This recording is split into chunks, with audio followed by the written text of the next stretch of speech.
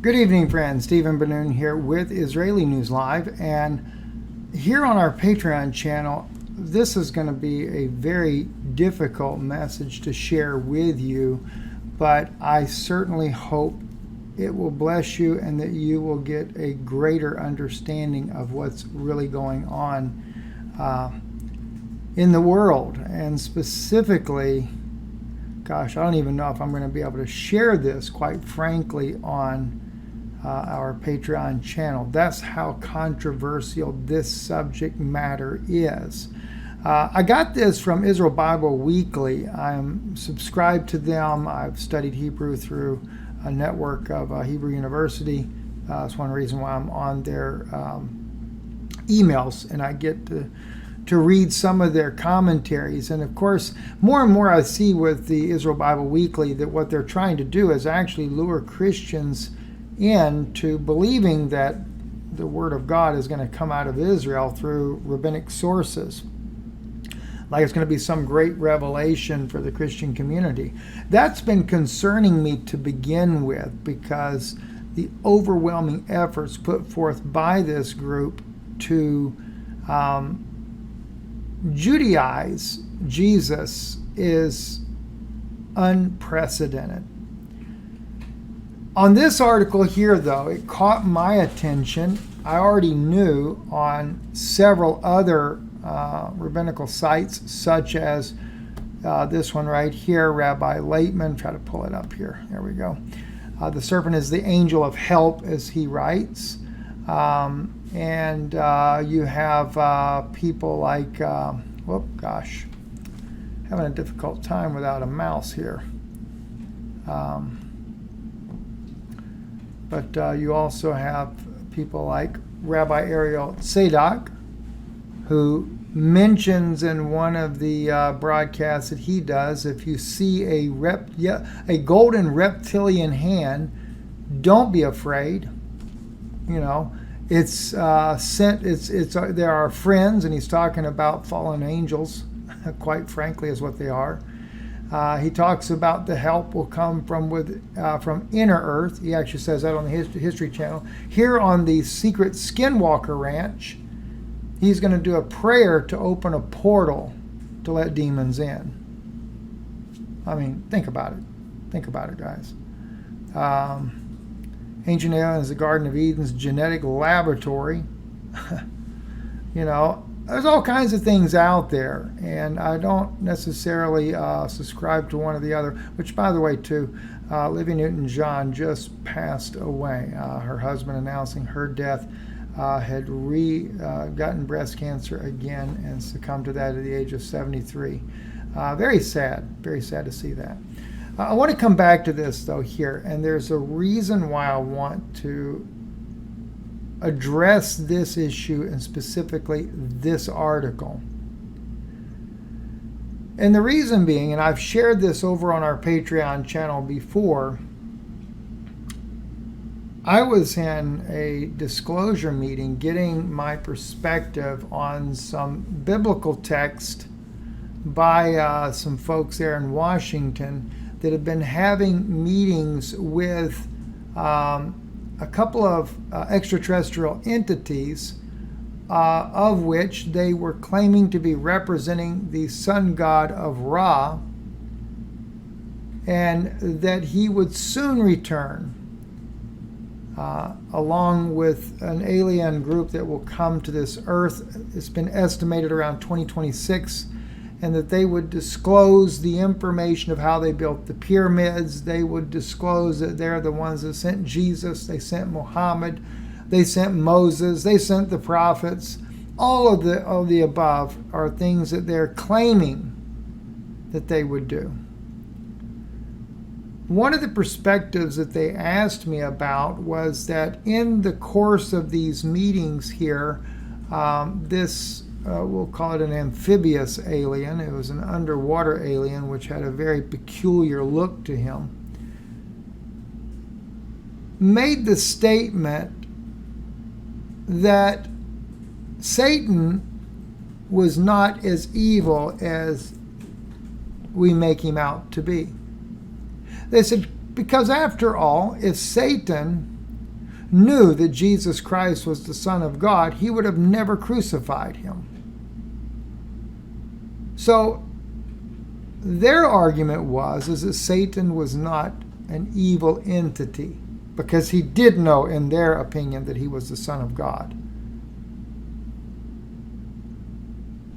The point was, in this whole dialogue between our people with the CIA and these entities, was to give credibility to Satan and to minimize his role in the crucifixion of Jesus Christ.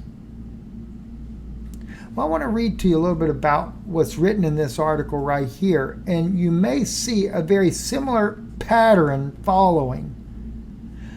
The author here, Nicholas Shazer, writes, in Christian tradition, the serpent in Eden is associated with Satan. Justin Martyr in CE 160 attributes satanic behavior to the garden snake, writing, the devil stood on the right hand of Joshua the priest to resist him.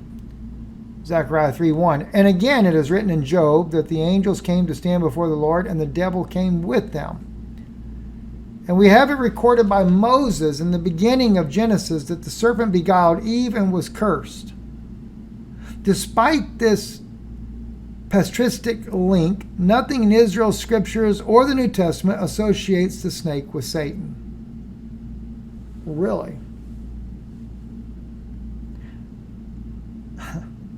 I find that so fascinating.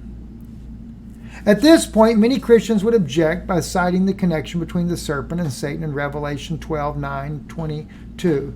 This retort is understandable, but please read this article before referencing Revelation. Alternatively, readers might invoke Isaiah 14 or Ezekiel 28. Again, please click here and here before leaving a comment on Lucifer or preferring the Prince of Tyre.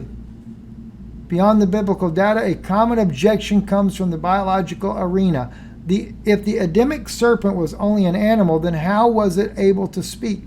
A popular answer is that the animal was possessed by the devil or was in the league with other worldly forces. However, the Bible does not suggest that the serpent was the victim of demonic possession. This conclusion comes from the conflating the concept of possession that appears throughout the New Testament with experiential presuppositions that snakes can talk. Genesis does not equate the serpent with Satan or any denizens of the demonic realm. There is a far better and more biblical rationale. The author goes on to write here. For Eden's voluble viper. According to Israel's scriptures, animals can speak when they're in proximity to God. A biblical example of the phenomenon occurs when an angel appears before Balaam and his donkey. When the donkey saw the angel of the Lord, she lay down under Balaam, and Balaam's anger was kindled. He struck the donkey with his staff, and the Lord opened the mouth of the donkey, and she said to Balaam, "What have I done to you that you have struck me these 3 times?"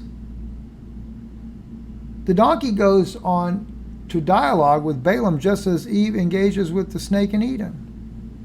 Not only can animals speak during divine visitation, but they also behave in ways that are completely contrary to their natures. According to Isaiah, when the kingdom of God appears amidst a new heaven and earth, the wolf and the lamb shall feed together, and the lion shall eat straw like the ox. But the serpent, the nachash, the dust, shall be its food.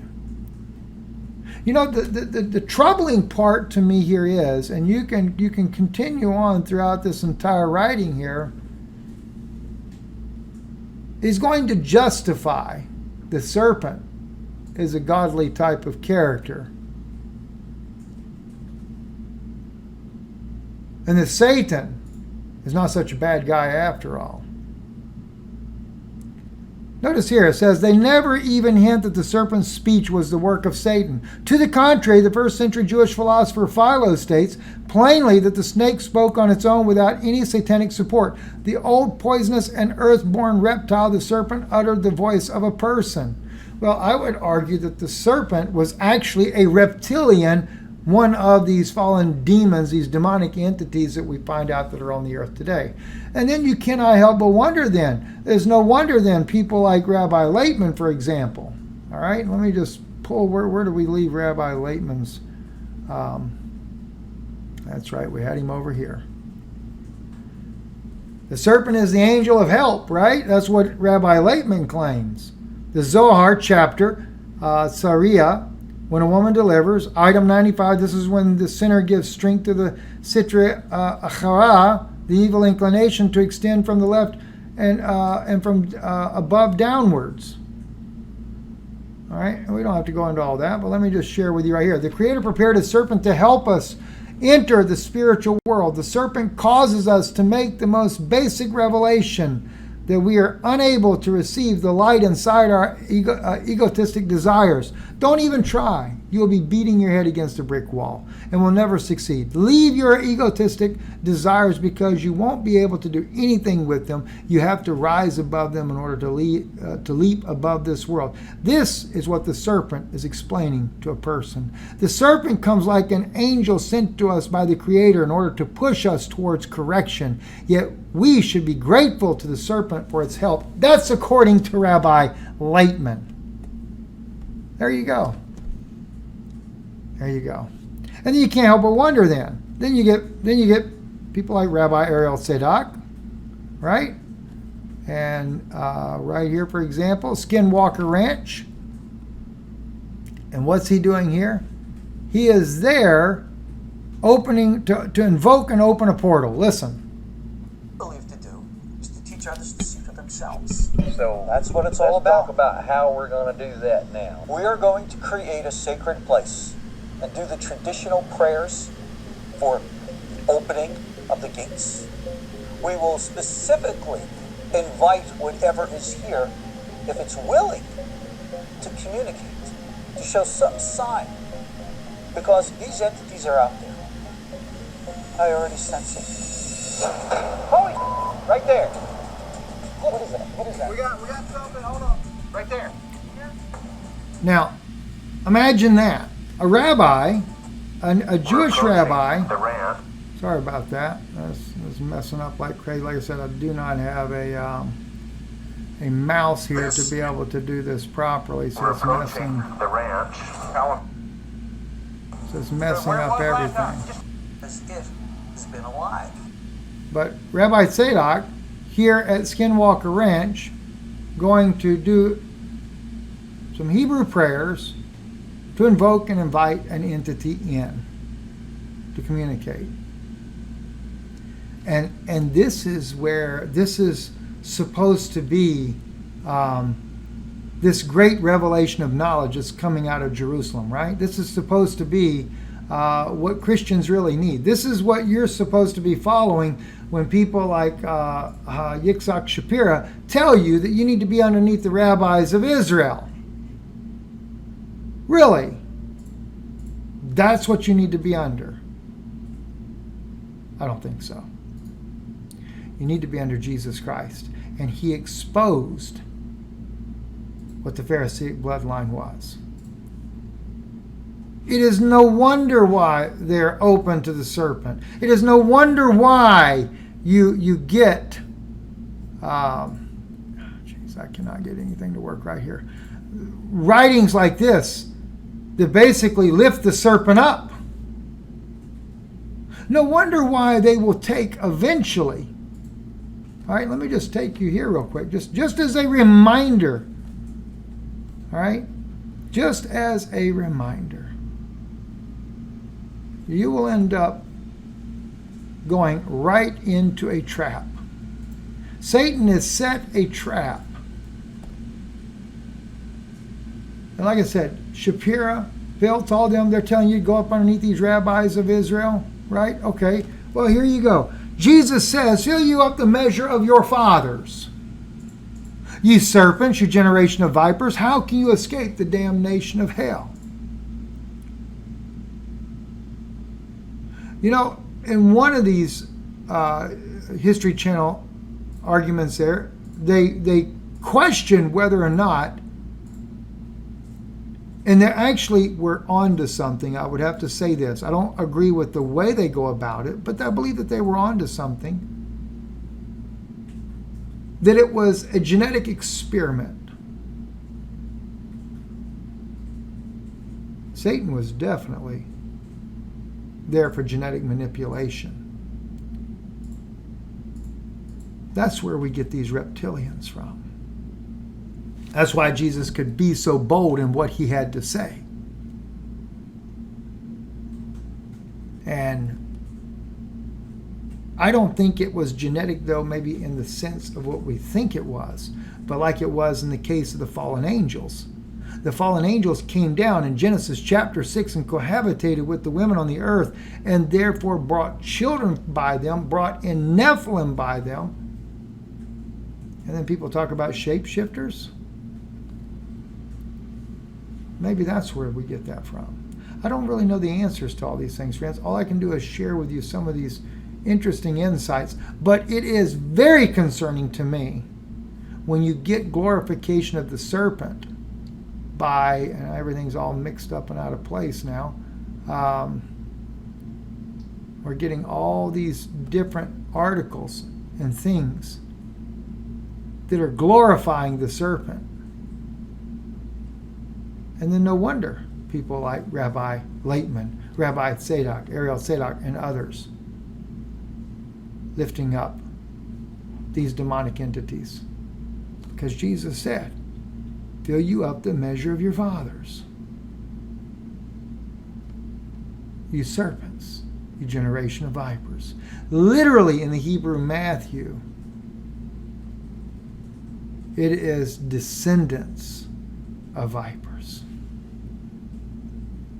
I'm Steve Ben-Nun. You're watching Israeli News Live on our Patreon channel. Let me just let you guys know. Keep this as a reminder.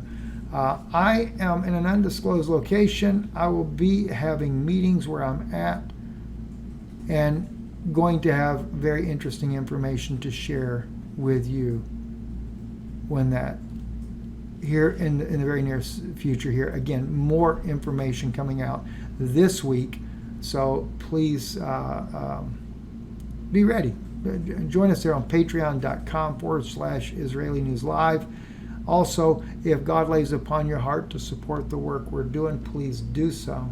Danun Institute, P.O. Box 156, Sunbright, Tennessee 37872. It's always across the top of the video.